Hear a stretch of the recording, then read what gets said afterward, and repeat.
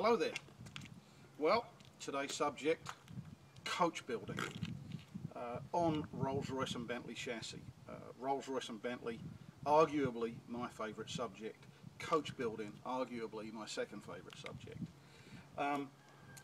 Coach builders back in the day would clothe a chassis that a customer would take them, whether it was, in this case, a Bentley or a Rolls-Royce or a Hispano-Suiza or a Duesenberg or whatever it was, and the designer would pen out various designs in the idiom of what the owner was looking for, whether it was a limousine or a coupe, a drop head, a convertible, a roadster, whatever.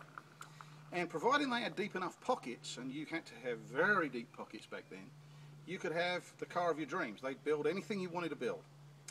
And these cars were designed, at least the Rolls-Royce and Bentleys, by some wonderful, fabulous, talented designers, people like A.F. McNeil, John Blatchley, Osmond Rivers, not exactly household names, I know, but fantastically gifted men.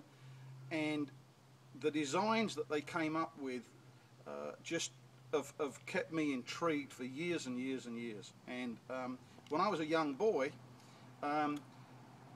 back in the Stone Age this is, I would very often go down to James Young's showroom in Bromley in Kent, which was close by where I lived. I'd make my trips down there at about 3 or 4 o'clock in the morning because I was actually a trainee burglar at the time. And I'd see things like this.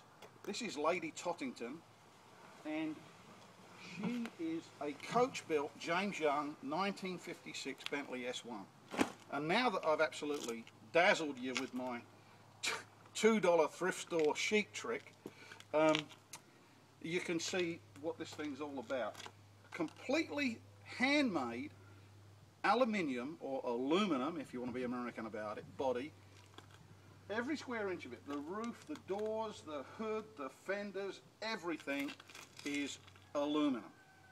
And once one of these great designers, and there were many more apart from those guys, had penned a design that you liked, and you put your hefty deposit down, the drawings of what the finished product was going to look like and the dimensions and all this kind of stuff would go to the workshops at James Young, and the incredibly talented guys, who never get enough credit in my opinion, would build this whole body in aluminium or aluminum, and they would build it on what's called a body buck. And a body buck is the shape of this body but made out of made out of plywood panels that are fixed together. Fiberglass, what am I on about? Anyway, these guys would take an 8x4 sheet of aluminum, and they would make, for instance, this fender in big sort of chunks. They'd make the side panel and this panel here, and the headlight and the cell and so on, and it'd all go onto the body buck to check it for fit on the wooden body buck. Then it would all be gas welded together and expertly metal finished.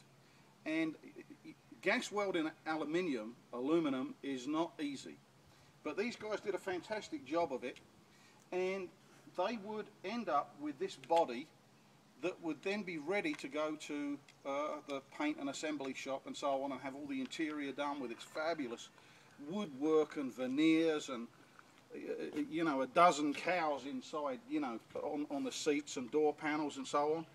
And if you could afford it, these guys would make it. And to think that back in the day in 1956, Lady Tottington here cost about the price of a decent house in London. Kind of staggering when you think about it now. And then in 1965, Rolls-Royce brought out what's called a monocoque body with no chassis, no frame, and it was almost impossible for the coach builders to clothe what they got from Rolls-Royce. They had to stick with the basic Rolls-Royce body, which was a terrible shame, and coach building essentially died. And with that, I'm signing off. Thank you.